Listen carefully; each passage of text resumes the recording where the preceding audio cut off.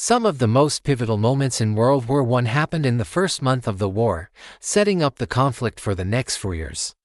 The assassination of Archduke Franz Ferdinand. Europe goes crazy. Russia mobilizes to defend Serbia. Germany declares war on them and begins their invasion through neutral Belgium. And then comes the miracle at the Meuse, where 5 poorly trained and equipped French divisions hold off 70,000 Germans, preventing them from taking Paris. But what if I told you there was an even crazier story from that same time period? Snipers, machine guns, tanks, poison gas, scorched earth tactics, trench warfare, surprise attacks, naval battles, guerrilla fighters, partisan movements, assassinations, daring raids and mutinies. All of these things happened during World War I.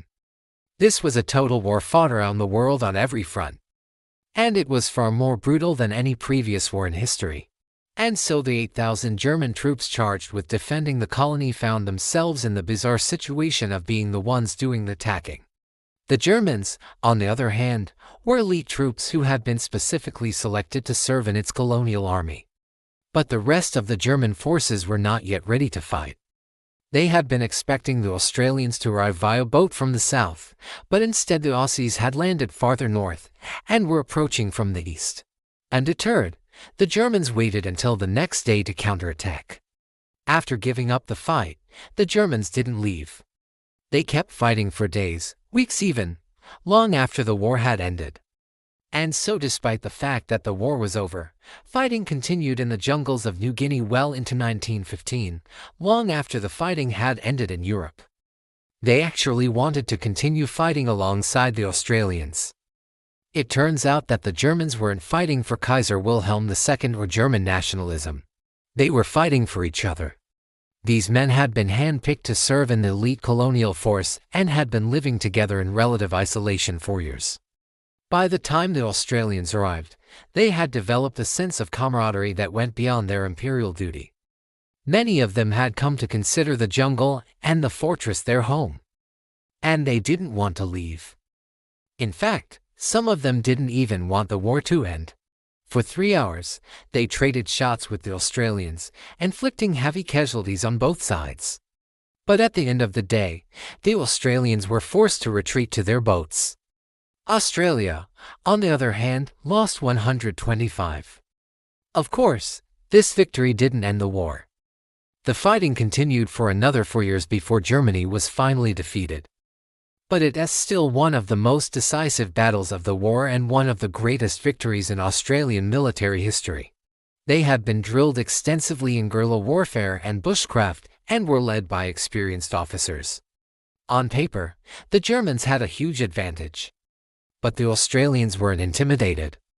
In fact, they were kind of excited for the challenge.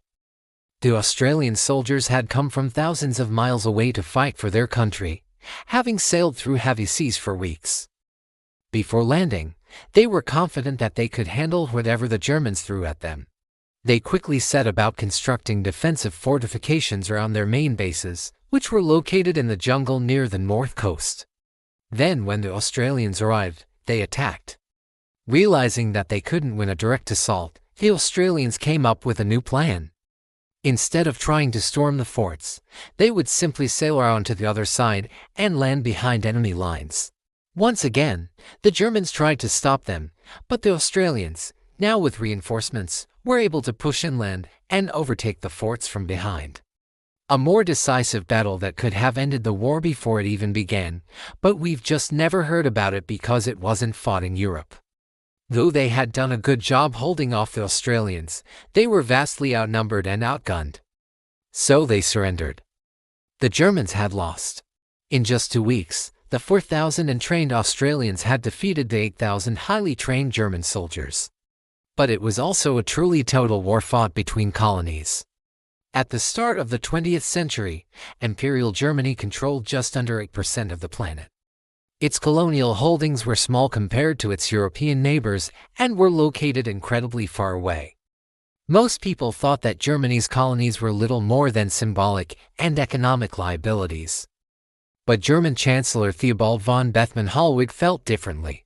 He knew that his country's flimsy colonial empire would become a liability if it was invaded by its enemies. So he made the decision to deploy 8,000 troops to defend them, believing that this would deter any enemy attempts at invasion, and that these troops would be safe from any actual combat. Throughout the war, troops from France, Britain, Germany, Australia, New Zealand, South Africa, India, Japan, China, and many other countries would fight across Africa, the Pacific, and the Americas. And much like in Europe, the fighting on the periphery of the empire was often just as intense, just as bloody, and just as decisive. Their plan is to quickly take Antwerp and then race across the country before the British can raise an army to stop them. Dropping depth charges into the sea to destroy any German naval forces that might be trying to block the British from reaching the front lines. As the smoke clears, the depth charges find their target and a German U-boat is blown to the surface with massive damage. The sailors on board frantically begin bailing water out of the submarine as the British prepare to finish them off with gunfire. But then one of the sailors notices something odd. The men on the British ship are waving at him and yelling for him to come closer. The German sailors think this is a trick, but after assessing the damage to their vessel and realizing they have almost no chance of survival anyway, the Germans respond by waving back and raising their hands in surrender. But on their way, they come across a small group of Belgian resistance fighters who are attempting to blow up the bridges behind them so the Germans can't advance any further. The Germans open fire on the Belgians, killing many of them, but not before the explosives are detonated and the bridge collapses. It was fought over 6,000 miles away in the jungles of German New Guinea. In August 1914, the Imperial German Army is marching into Belgium. Meanwhile, 200 miles away in Ostend, a British naval squadron has arrived to rescue the Belgians and is sailing up the coast. It would be easy to dismiss these two stories as isolated incidents. But in fact, both of them are actually quite representative of how World War I would be fought. As we all know, World War I was a global conflict that pitted the Central Powers against the Triple Entente. In many ways, the fate of the entire war was decided in the remote outpost of German New Guinea. But then the unthinkable happened. Australia declared war on Germany and began assembling a military force to invade German New Guinea. The Australian force consisted of 4,000 soldiers, mostly volunteers or reservists who had very little real military training. On September 12, 1914, the German garrison at Beta Paca opened fire on the advancing Australians, killing many of them.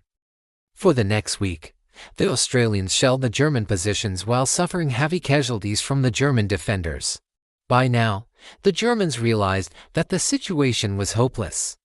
But then something very strange happened. When news of the armistice reached the jungle, many of the German soldiers refused to believe it. All told, Germany lost 7,000 soldiers in New Guinea, not including those who died from disease. And the story of the German colonial army is one of the strangest and most fascinating tales from the Great War. Thanks for watching.